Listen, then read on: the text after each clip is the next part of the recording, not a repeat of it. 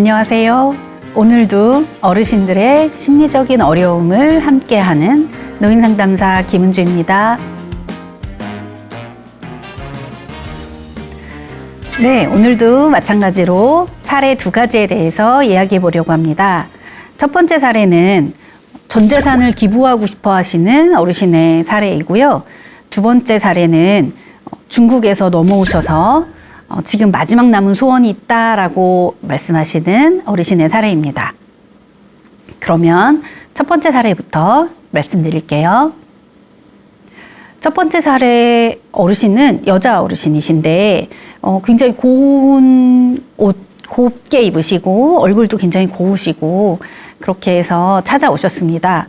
굉장히 여성스러우신 어르신이셨고요. 그 어르신이 말씀을 하시는데 처음에는 내 남은 재산을 다 기부를 하고 싶다 이렇게 말씀하셨습니다. 그러면 기부하려면 어떻게 해야 되냐라고 구체적인 방법들을 저희한테 물어보신 거였어요. 그래서 기부할 수 있는 방법, 그 다음에 기부할 수 있는 어떤 절차, 이런 것들을 이제 안내해 드리려고 하는데요. 이 어르신에게는 어떤 사연이 있었을까요? 얘기를 한번 들어보도록 하겠습니다. 어르신은 어릴 때, 그땐 다 어려운 시절이니까요. 그 어려운 시절에 일찍 일을 하시기 시작했고요. 그래서 이 어르신도 그 당시에 젊은 여자 청소년들이 제일 많이 할 수 있는 미싱 일을 시작하셨다고 해요. 그래서 미싱 일을 이제 계속 하고 계셨고, 그러다가 남편분을 만나서, 그래서 일을 하다가 만나셔서 남편분하고 같이 계속 관련한 일을 하시게 됩니다. 그래서 결혼도 하시고 나서 계속 힘들게 일을 하시는데 남편분이 이제 조그만 그런 공장을 만들어요. 그러니까 공장이라고 하기도 그렇고 조그만 사업체죠. 이렇게 미싱하고 이런 거 해주는 그런 사업체를 만들어서 그렇게 작은 사업체를 만들어서 그걸 이제 이끌어 나가면서 하는 거고, 대표적으로 이제 이 어르신이 일을 해야 되니까 막 밤늦게까지 야간 일을 할 때도 많이 있었고 밤새야 될 때도 있었고 일이 엄청 많았대요.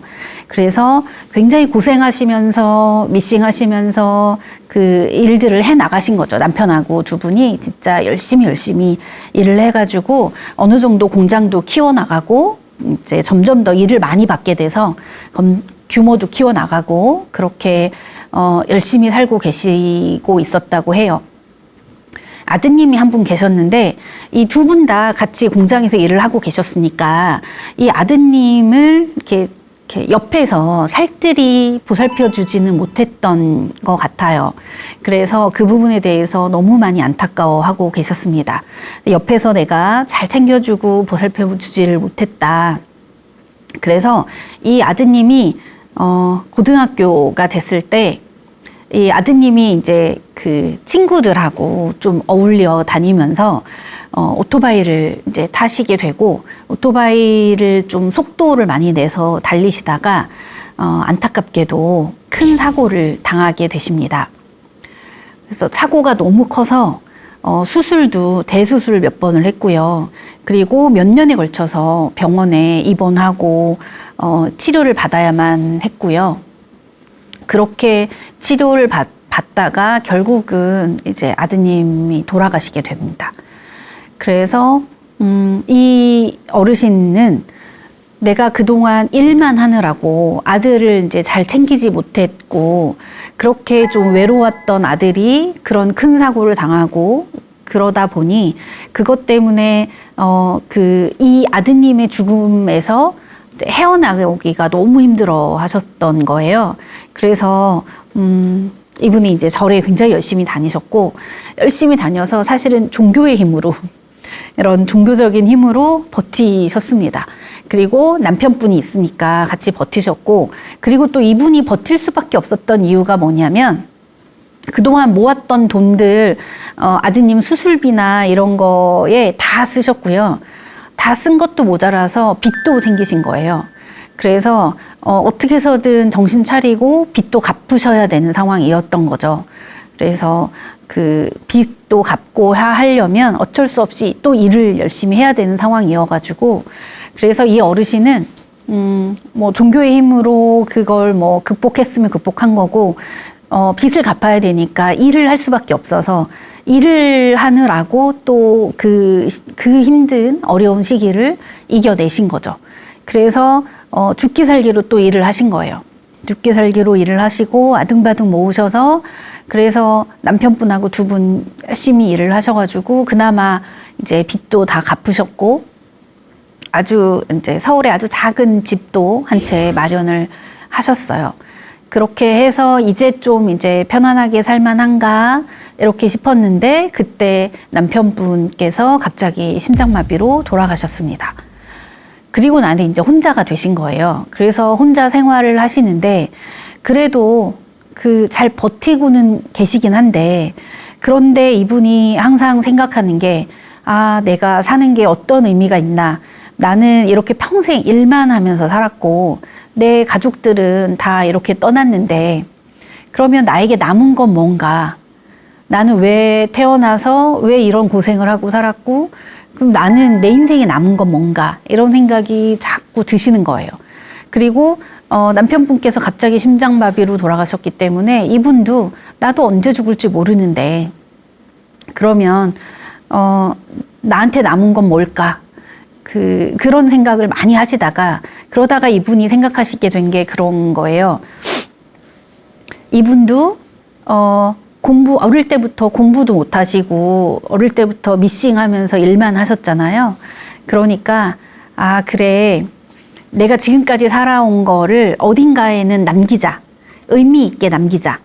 의미 있게 남기려면 그러려면 내 이름, 그리고 남편 이름, 그리고 아들 이름, 요 이름을 어딘가에 딱 남겨서, 요즘 말로는 그렇게 얘기하죠. 박제한다고 얘기를 하는데, 어딘가에 남겨서 잊혀지지 않게 하고 싶다, 이런 생각을 하시게 됐고, 그게 이제 가장 의미 있는 일이 아닐까라는 생각을 하시게 된 거고, 이분이 스스로 공부를 못 하셨기 때문에 굉장히 좋은 대학에 강의실 같은 데 가면은 누가 누구 기증했다고 이름이 이렇게 딱 박혀 있잖아요.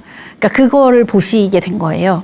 그래서 좋은 대학에 우리가 기부를 하면 거기에 어르신 이름, 그다음에 돌아가신 남편분, 그다음에 자녀분 이름을 거기에 다 남길 수 있다, 계속. 그래서 거기에 이름 받고 싶다, 이렇게 말씀을 하시면서 기부를 하고 싶다고 말씀을 하셨습니다. 그래서 굉장히 좋은 의도죠. 그리고 굉장히 좋은 마음이기도 하고요. 이 어르신의 삶이 굉장히 빡빡하고 힘들고 정말 일을 많이 한 그런 삶이었지만, 그렇게 힘들게 살았는데 남은 게 없다라고 생각이 들 때 큰 허무함과 허망함들이 있잖아요. 그래서 많은 분들이 노년에 그런 허무함들을 많이 느끼시거든요. 그래서 노년에 느끼는 그 허무함에서 몇 가지로 이제 해결을 할 수 있는데, 그 중에 하나가 이런 기부죠. 내가 평생 돈 모으려고 모았다면 이것들을 의미 있는 곳에 써서 이제 의미 있게 만들고 싶다. 내 돈을 더 가치 있게 쓰고 싶다. 그래서 기부를 선택하시는 분들이 있고요.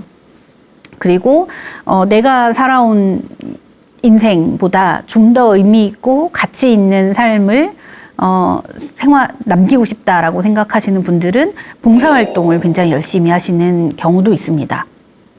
그래서 봉사활동을 통해서 남들을 더 도와주고, 그러면 내가 사회에 긍정적인 기여를 하는 선한 영향력을 주는 굉장히 좋은 사람인 거잖아요. 그래서 그래, 나는 내 삶은, 내 인생은 가치가 있었어. 난 지금도 굉장히 가치 있는 삶을 살고 있어. 이런 만족감을 이렇게 받게 되시는 거죠. 그래서 봉사활동이 굉장히 좋습니다. 노년기에 하시는 봉사활동이. 그래서 뭐 돈으로 기부하셔도 좋고, 봉사활동을 하셔도 좋고, 그래서 나의 어떤 것들을 기여해서 사회가 지금보다 조금 더 나아지도록 그렇게 노력해 주시는 것들은 굉장히 좋고요. 행복감을 올리는 데도 굉장히 좋고 내 스스로 굉장히 뿌듯함을 느낄 수 있기 때문에 그런 부분에서 좋은데, 특히 내 인생 전반에서 굉장히 의미 있고 가치 있는 시간을 갖게 한다는 데에서도 의미가 있습니다. 우리가 노년기에 내가 살아있는 의미를 못 찾겠어. 내가 살아는 있지만 내가 뭘 하는지 이거는 안 살아있는 만도 못한 것 같아. 또는 내가 살아있어서 그냥 밥이나 축내고 이런 거잖아. 밥이나 축내고 또 어딘가에 피해만 되고 어딘가에 불편만 끼쳤지. 내가 살아있는 이 시간과 내 자신이 어딘가에 긍정적인 영향을 미치고 좋은 기여를 하고 있다라고 얘기할 수 있나? 라는 거에 대해서 사람들이 굉장히 좀, 특히 노인분들이 굉장히 고민을 많이 하시거든요. 생각보다. 그래서 이런 자원봉사 활동에 참여하시는 건 그런 고민을 다 이렇게 해결을 해드리기 때문에 내 그냥 행복감 올리는 것뿐만이 아니라 이런 의미 있는 삶에 대한 인지적인 해결도 같이 된다. 그래서 굉장히 좋은 방법이라서 또 추천을 드릴 수 있을 것 같습니다. 그래서 의미 있는 삶을 찾는 건 우리가 그냥 주어지는 건 아니고요. 우리가 의미 있는 삶을 살기 위해 노력을 해야 얻어지는 거다. 근데 내가 기부할 돈도 없고, 그리고 뿐만이 아니라 봉사활동 하기도 좀 애매하다. 이렇게 들면, 물론 봉사는 사실 하자고 생각하시면 정말 많아요. 그런데 그것도 좀 어렵다라고 생각이 들 때는 그래도 내가 의미가 있으려면 내 주변의 가족이나 내 주변의 친구나 내 주변의 지인들을 챙기시는 것만으로도 굉장히 의미 있는 삶이 되실 수 있습니다. 왜냐하면 그들이 고마워하고 그들이 내가 살아있는 걸 기뻐하고 그리고 나랑 소통하는 걸 즐거워하면 그건 충분한 의미죠. 관계 속에서 맺어질 수 있는 굉장히 좋은 의미이기 때문에 그것도 좋습니다. 그래서 주변 사람들하고 잘 지내시는 것도 이제 의미 있는 삶 중에 하나가 될 수 있다. 그래서 이런 방식으로 내 삶의 의미를 찾아 나가시는 게 굉장히 중요하다. 그래서 노년기에 맞이할 수 있는 허무함, 그 다음에 좌절감, 내 인생이 뭔가라는 생각이 들 때 그렇게 도움을 받으실 수 있고, 또 그런 부분을 상담사랑 같이 상의도 하고 협의도 하실 수 있습니다. 이분처럼요. 그래서 이분 같은 경우는 난 좀 의미 있는 내 삶이 의미 있었다는 것들을 정확하게 남기고 싶다라는 게 꿈이셨잖아요. 그래서 이분이 대학이라든가 다른 곳에 적절한 곳에 기부를 할 수 있게 저희가 도와드리려고 했고요. 저희 상담이나 사회복지 쪽에는 사회복지 공동모금회라는 것이 있습니다. 많은 분들이 알고 계시죠? 사랑의 열매, 빨간 열매 있는 거 많이 보셨을 거고, 연말에 모금 행사하는 것도 많이 보셨을 거고요. 어쨌든 정부에서 운영하는 공식적인 사회복지 모금 단체이고 공공기관입니다. 그래서 사회복지 공동모금회를 통해서 다양하게 기부를 하실 수가 있고요. 그리고 공동모금회는 저희가 개별적으로 노인단체, 무슨 단체, 대학, 어린이, 해외 원조, 개별적으로 다 알아볼 수는 있지만, 공동모금회는 그 모든 것들을 다 연결하고 중점이 돼서 여기서 배분을 할 수 있거든요. 그러니까 그냥 공동모금회 통해서 기부하시면 내가 원하는 걸 지정하실 수가 있습니다. 나는 어느 대학에 하고 싶어. 나는 어린이 단체에 하고 싶어. 나는 노인 단체에 하고 싶어. 노인복지관에 하고 싶어. 나는 해외에 있는 굉장히 열악한 아이들을 위해서 하고 싶어. 다 가능합니다. 지정이 가능하기 때문에 기부나 이런 의미 있는 일을 하고 싶은 생각이 드신다면 사회복지 공동모금을 통해서 원하시는 곳으로 연결을 해드릴 수가 있고요. 그리고 마찬가지로 저희도 그렇게 연결을 해드렸습니다. 공동모금을 통해서 원하시는 곳에 기부를 하실 수 있게 그렇게 연결을 해드렸고요. 기부를 하시고 나서 그분의 뿌듯한 기쁨 어린 표정을 참 잊기가 어려운 것 같아요. 사람들이 또 마찬가지예요. 봉사활동을 하고 나서 내적에서 올라오는 기쁨, 이런 것들은 그냥 누가 나에게 돈을 줬을 때 아니면 좋은 일이 생겼을 때 외적으로 생기는 기쁨과 비교할 수 없을 만큼 큽니다. 그래서 우리가 의미 있는 보다 행복한 삶을 살기 위해서 기부라든가 봉사라든가 아니면 의미 있는 활동을 보다 적극적으로 찾으시면 좋을 것 같고요. 저희도 그런 부분에서 상담사들도 같이 도와드리고 있습니다. 상담사들하고 상의하셔도 충분히 좋을 것 같습니다.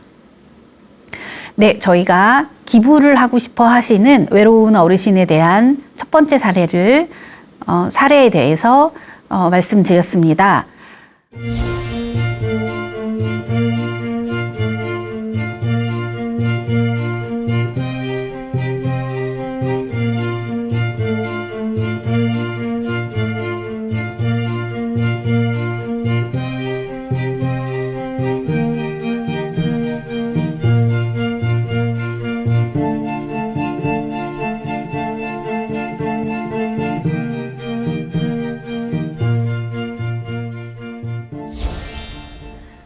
네, 두 번째 사례 말씀드리도록 하겠습니다.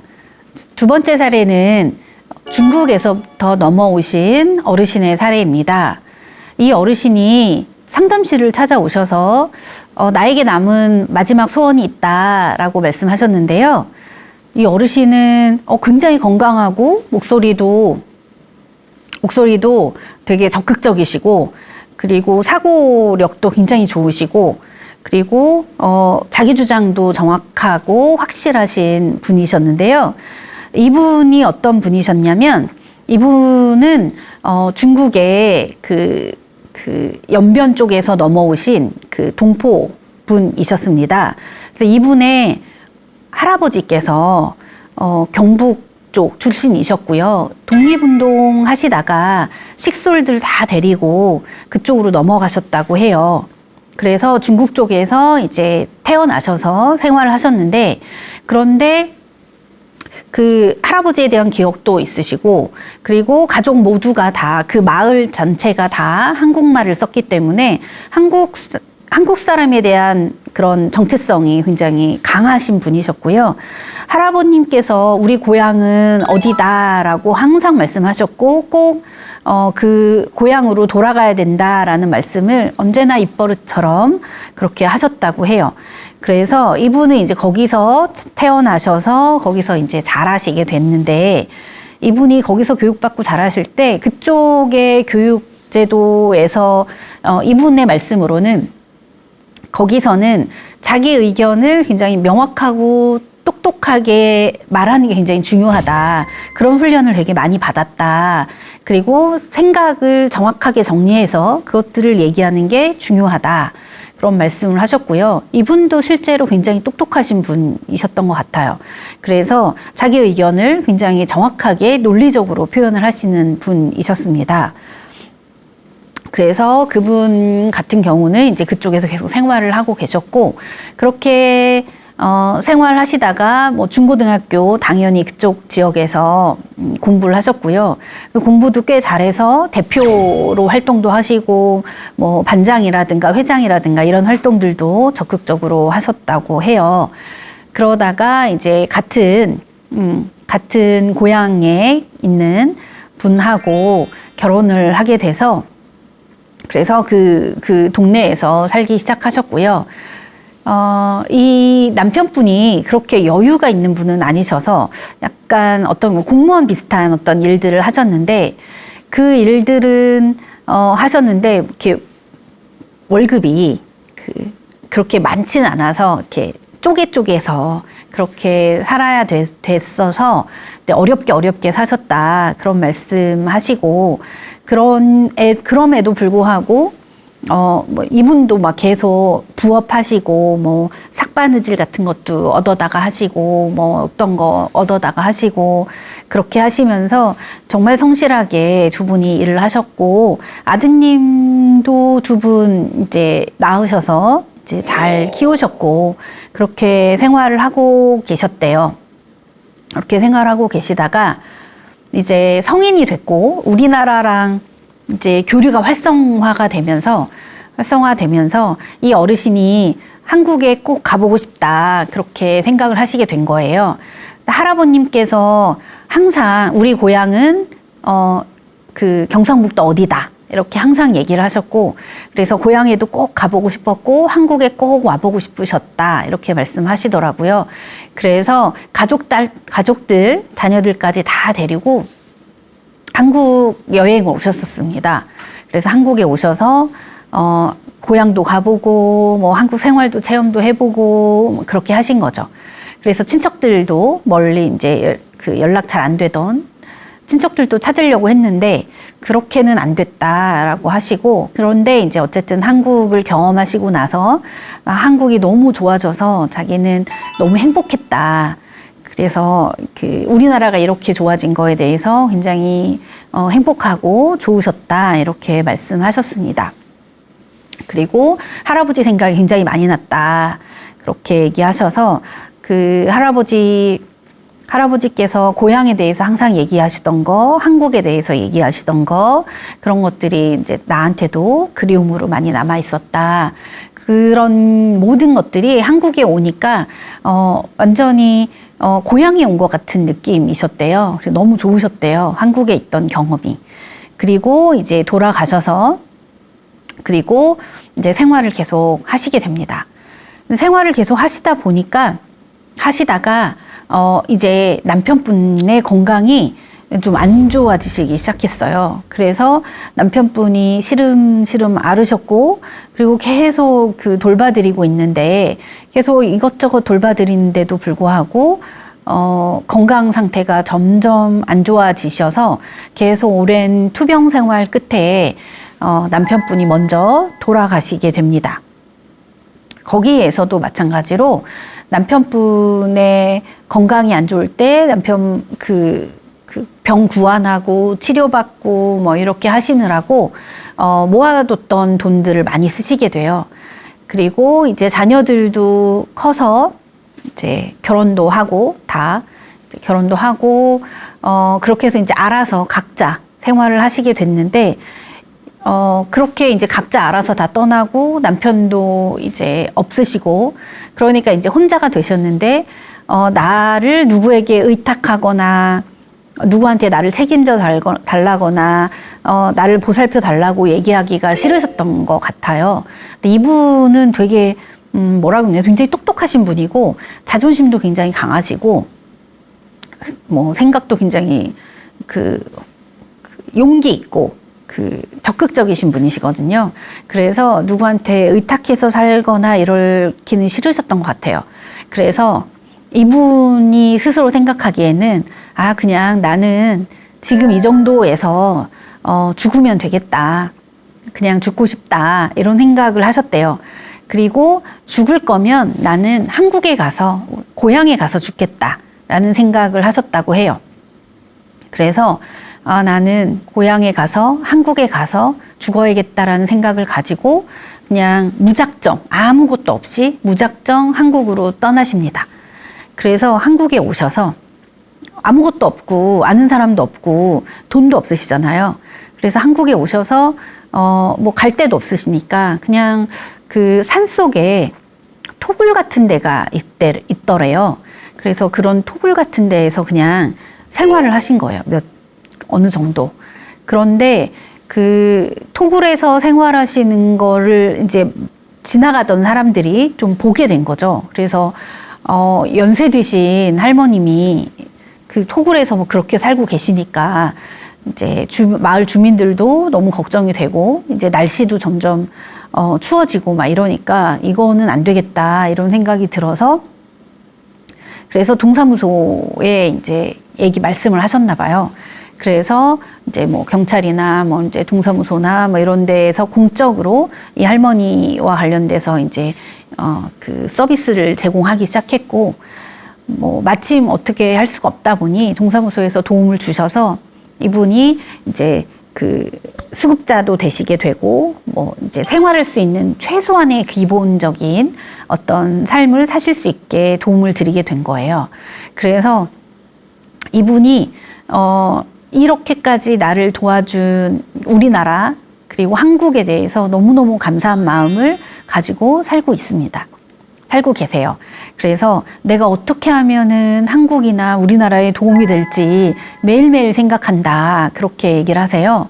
그래서 뭐 이렇게 북한이라든가 중국이라든가 이런 정세를 잘 아시잖아요. 중국말도 하시고 북한하고도 가까운 곳에 계셨기 때문에 그쪽하고도 아시고 하시니까 그쪽 소식도 듣고 할 때마다 아, 이건 이렇게 돼야 되는데 이건 이래야 되는데 그래서 그런 사회적인 문제에 대해서 굉장히 관심이 많으시고 그리고 그런 거 뉴스 날마다 보시고 우리나라를 걱정하시고 뭐 이렇게 하시는 거예요. 그러면서 아, 내가 우리나라에서 조금이라도 도움이 될 수 있는 방안은 뭘까? 이런 거 이제 날마다 걱정하고 계세요. 그런 걱정을 하시면서 사시는 분이시고요. 그리고 그런 이제 걱정하시면서 사니까 이분이 내가 조금이라도 도울 수 있는 방법은 없나 이런 걸 고민하시면서 어떤 데에 사시냐면 뭐 LH 같은 곳에서 영구 임대 빌라 같은 걸 지어서 빌라를 사들여서 그 낡은 빌라를 사서 그런 데 이제 한 층 같은 것들을 이제 주는데 그런 데 살고 계세요. 그래서 뭐 본인은 아, 나는 충분하다. 나 이 정도만 해도 너무 행복하다. 이렇게 얘기하시는데 그런 빌라에 살고 계시기 때문에 거기 이제 몸이 아프신 장애인분들 살고 다 이제 수급자분들이 입소해 계시기 때문에 장애인분도 사시고 뭐 다양한 분들이 살고 계시죠. 그러니까 이분이 내가 할 수 있는 일은 내가 좀 하겠다라고 생각하셔서 뭐 일주일에 한 번씩 빌라의 계단의 물 청소라든가 계단 청소는 이분이 다 하세요. 이분 되게 건강하시거든요. 그래서 그런 청소는 다 도맡아서 이분이 하고 계시고 그리고 또 이렇게 지나가다 보면 예쁜 꽃들이 이렇게 있잖아요. 그 가로수들이 있고 그러면 그 꽃씨를 주는 분들이 있으시대요. 그래서 옥상에다가 뭐 큰 것도 아니에요. 음료수병 같은 거 잘 예쁘게 이렇게 해가지고 거기에다가 화분처럼 만들어서 거기에다가 꽃씨를 심어서 이제 예쁘게 꽃을 피우시는 걸 키우시는 거예요. 그래서 꽃들이 좀 예쁘게 크고 그리고 좀 자라면 그것들을 빌라 앞에다가 길가에다 이렇게 놔두세요. 그래서 가져가고 싶은 사람 누구나 가져가라고. 그래서 꽃나무들을 가져갈 수 있게 그렇게 해놓으십니다. 그래서 옥상에다가 계속 키우셔서 거기다가 갖다 놔면 사람들이 이거 진짜 가져가도 돼요? 라고 물어보고 가져가도 된다고 그러면은 그거 꽃 하나씩 받아가시면서 너무 기뻐하시고 좋아하신대요. 그래서 이분은 그거 볼 때마다 아, 내가 뭔가 그래도 도움되는 일을 하는구나. 내가 그나마 이 나라에 좀 보탬이 되고 있구나. 이런 생각도 하시고 그래서 너무너무 좋아하시고 본인도 기쁘시고 그리고 꽃 받아가면서 환하게 웃는 분들 보시면 그렇게 행복할 수가 없다. 그렇게 얘기하시는 분입니다. 근데 이제 이분이 이제 갈등 상황이 있는 게 뭐냐면 이분이 굉장히 똑똑하시고 그리고 굉장히 사회적으로도 능력도 좋으시고 그렇긴 한데 자기 주장이 좀 강하시고 내가 이 옳다라고 생각한 거에 대한 추진하는 바가 굉장히 강한 분이에요. 그러니까 이분이 너무 이제 강하게 적극적으로 하다 보니 이분은 꽃을 놔두는 게 좋은데 여기 이제 마을에 그런 걸 관리하시는 분 입장에서는 그 꽃들이 있고 이런 게 좀 지저분하다라고 생각이 들었나 봐요. 그래서 이걸 자꾸 치우려고 하는 거고 이분은 좋아하는 분이 있고 내가 나눠주면 되는데 이거 왜 자꾸 치우냐 이유 없이 치우냐라고 얘기해서 그 부분과 관련된 이제 갈등이 좀 있는 거예요. 이분은 내가 이해가 안 되면 그거를 잘 받아들이기가 힘들어 하시는 분이에요. 원래 좀 똑똑하시기도 하고 그렇지만 그래서 그 관리인 분들하고도 좀 갈등이 있으시고 이분이 이제 거기 있고 복지관에도 나오세요. 뭐 식사 때문에 나오시기도 하고 그래서 복지관에 나오시면 뭐 다양한 프로그램도 이용할 수도 있고 식사도 할 수 있으니까 그래서 이제 걸어 다니세요. 이분이 걸어 다니시면서 복지관 오시면 하시는데 이분이 옷을 너무 예쁘게 잘 입으세요. 되게 고급스럽게 몸에 잘 맞게 그래서 전혀 수급자처럼 보이시지도 않으시고요. 그리고 코디를 되게 잘해서 이렇게 어떨 때 모자도 쓰시고 뭐 이렇게 하셔가지고 되게 비싸 보이는 좋은 옷들을 잘 입고 다니시거든요. 신발도 그렇고.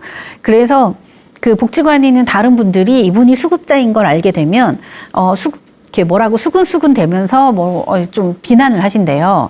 근데 어떤 얘기를 이제 본인도 전에 들었는데 어떤 거냐면 수급자가 저렇게 옷을 잘 입고 다녀도 되냐, 저렇게 좋은 옷 입고 다녀도 되냐, 이런 말씀을 들었다. 그리고 뭐 신발도 마찬가지고, 그리고 그 수급자면 수급자답게 다녀야 되는 거 아니냐. 안 그러면 또 이런 말씀도 듣는다고 해요.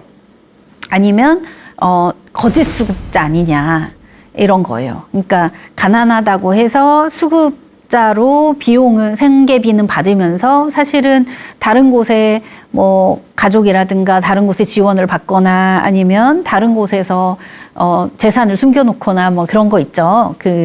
그런 부분이 아니냐라는 의심도 받으시고, 그래서 사람들한테 좀 비난도 받고 그랬다. 그래서 본인은 너무 억울하다. 그런 얘기를 하시더라고요. 그래서 이분이 어릴 때부터 삭바늘질도 하시고 또 일도 많이 하시고 또 센스도 있으시고 이러셔서 옷을 입으면 본인이 좀 옷태가 좋은 편이시래요. 그리고 이분이 좋은 옷을 입는 건 뭐냐면 사람들이 이제 안 입는다고 내놓은 옷 있잖아요. 재활용으로 내놓은 옷. 그것들을 보고 그 중에 마음에 들고 예쁘고 좋다고 생각하는 옷들을 이제 고르시는 거예요. 거기서 골라서 내 몸에 맞춰서 바느질을 하고 몸 맞춰서 수선을 해가지고 몸에 맞게 입으시는 거죠. 그렇게 몸에 맞게 입다 보니 굉장히 어떨 때는 되게 좋은 옷이기도 하고, 또는 어떨 때는 좋은 옷 아니어도 몸에 잘 맞게 고쳐서 입으니까 되게 좋아 보이기도 하고 그런 거죠. 그래서 이분이 옷을 이렇게 잘 입으니까 수급자가 저래도 되냐라는 비난을 많이 받으셨다, 그런 말씀이고요. 그래서 이분 같은 경우는 내가 수급자여도 사람들이 겉으로 보는 거랑 다르다. 나는 진짜 돈 아끼고 그렇게 해서 그렇게 산다. 그리고 이분이 또 돈 아끼고 이렇게 하면서 복지관도 걸어 다니시면서 또 뭘 하시냐면 박스를 또 주우세요. 그래서 어디 이렇게 예쁜 이렇게 리어커? 아니, 유모차 비슷한 걸 해가지고 박스도 주우시고 하세요. 그래서 그것도 또 해서 아껴가지고 그거 또 저축도 하시고 그렇게 해서 굉장히 알뜰살뜰하게 사시는 분인 거예요. 그러니까 어떻게 보자면 생활력이 엄청 강하신 분이신 거죠. 그래서 그런 걸로 생활을 이제 다 수급비만으로도 충분히 유지하고 계시고 나름 저축도 하고 계시고 또 박스도 주우면서 또 하고 계시고 수급비도 아껴서 또 하고 계시고, 근데 그렇게 아껴서만 사는 게 다가 아니라 그걸로 사람들한테 뭐 꽃도 나눠주시고 뭐도 나눠주시고 다른 사람을 위해서 그런 역할들도 충분히 하고 계신단 말이죠.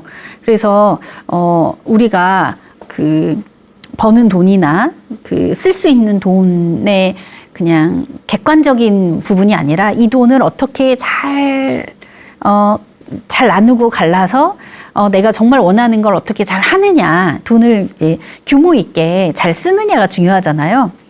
그렇게 알뜰하게. 그래서 이분은 이제 그런 분인 거죠. 다 알뜰살뜰하게 잘 해서 자기가 원하는 것들을 하고 또 그 와중에 저축도 하고 그렇게 하시는 분입니다. 그래서 이분이 겪고 있는 문제는 사실은 이분은 연변에서 자라고 태어나시고 하셨기 때문에 거기서 공부한 대로 내 주장도 강하고 굉장히 논리적이고 그런 얘기를 서스름 없이 그냥 얘기를 하시는 편인 거예요. 그래서 우리나라에 있는 다른 어르신들하고 복지관이나 이런 데 계신 어르신들하고 갈등이 생길 때가 있어요. 이분 같은 경우는.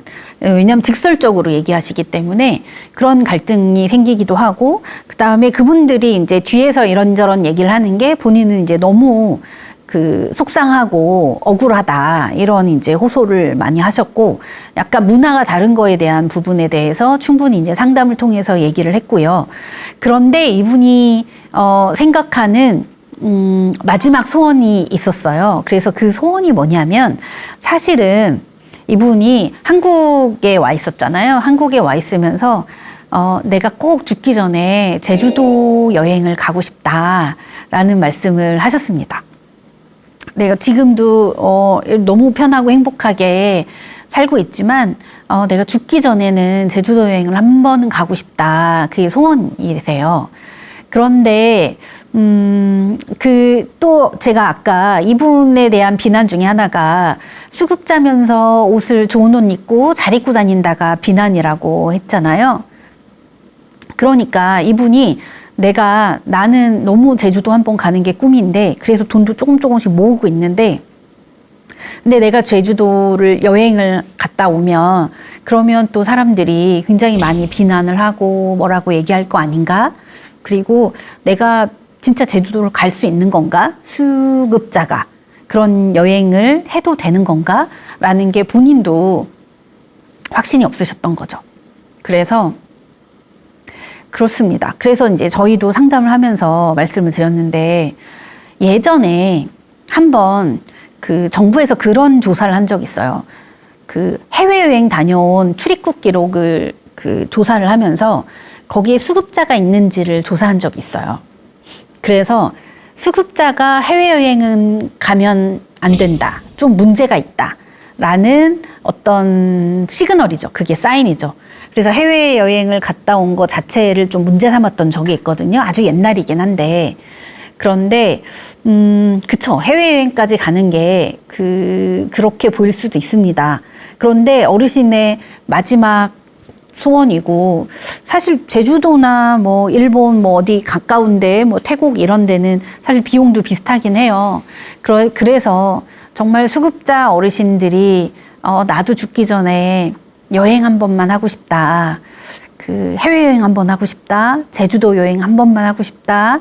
이렇게 얘기하시는 거가 정말 안 되는 걸까? 사실 이거는 저희가 상담으로 답을 드리기는 사실 어려운 부분이긴 한데요. 정말 안 되는 걸까? 이런 생각을 하게 됐습니다. 우리 작년에 굉장히 유명했던 드라마 있죠. 오징어 게임이라고 굉장히 유명한 전 세계적으로 굉장히 유명했던 드라마가 있는데요. 그 드라마에서 탈북자 젊은 여자 친구가 나와요.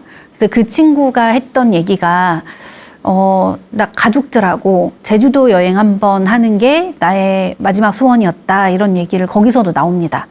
그래서 많은 분들이 정말 제주도라도 여행을 한번 하는 거가 내 인생 마지막 소원일 수 있겠구나, 소원일 수 있겠구나 이런 생각을 했거든요. 그래서 이분도 사실 그런 생각을 가지고 계셨었습니다. 그래서 이거는 수급자냐 아니냐에 대한 판단 가치보다는 내가 진짜 평생의 어떤 소원이면 그걸 좀 할 수 있어야 되지 않을까라는 생각을 했고요. 그리고 저렴하게 어르신들을 안전하게 여행해 드리는 우리 교통약자라고 하죠. 그래서 장애인분이나 노인분들을 저렴하게 여행하게 해드리는 그런 이제 패키지나 그런 기업들이 있거든요. 그런 업체나 단체들이 있습니다. 그래서 그런 단체를 통해서 저렴하게 굉장히 어려우신 이런 분들도 제주도 간단하게 여행 다니실 수 있게 그렇게 정보를 좀 찾아가지고 연결을 해드린 적이 있습니다. 그래서 우리가 누구나 사람들이 가지고 있는 마지막 소원들이 있잖아요. 내 소원에는 난 고향에 꼭 한번 가보고 싶다라든가 내가 죽기 전에 꼭 한 번은 누구를 만나고 싶다라던가 그래서 죽기 전에 마지막 꼭 하고 싶은 소원들이 있습니다. 그래서 그 소원들을 이룰 수 있게 좀 구체적인 방법들을 찾아드리고 도와드리고 하는 것들도 또 상담사가 같이 할 수 있는 일 중에 하나라고 생각이 들고요. 이분이 꿈에도 그리던 여행을 할 수 있게 도와드리고 그리고 이분에게는 이분의 이제 직설적인 화법이라든가 이런 부분들이 주변에 계시는 어르신들하고 관계에서 좀 부딪힐 여지가 있기 때문에 그런 문화적인 차이 그것들을 인정하고 그것들을 염두에 둔 채로 좀 부드럽게 돌려서 사람들과 대화하는 부분에 대해서 또 같이 상담을 해드려서 도움을 드렸습니다.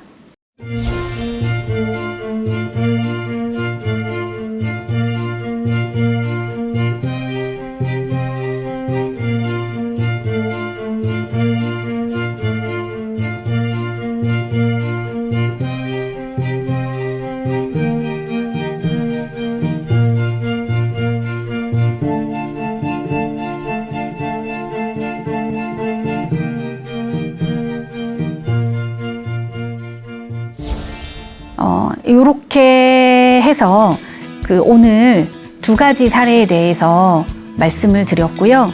첫 번째 사례는 전 재산을 기부하고 싶어 하시는 외로운 어르신에 대한 사례 말씀드렸고, 두 번째 사례는 중국에서 넘어오셔서 우리나라에 정착하신 어르신에 관련된 사례, 그래서 마지막 소원을 어떻게 들어드렸는지에 대해서 말씀드렸습니다. 주변에 이런 비슷한 사례들 가지고 계신 분들이 많으실 거라고 생각이 듭니다. 많은 분들 필요하시면 상담과 관련된 요청도 해주셔도 좋고요. 노인 상담사들을 적극적으로 찾아주셔도 좋을 것 같습니다. 하루하루를 살더라도 보다 의미 있게, 보다 행복하게 사실 수 있도록 최대한 도움을 드리고 있는 노인 상담사 김은주였습니다.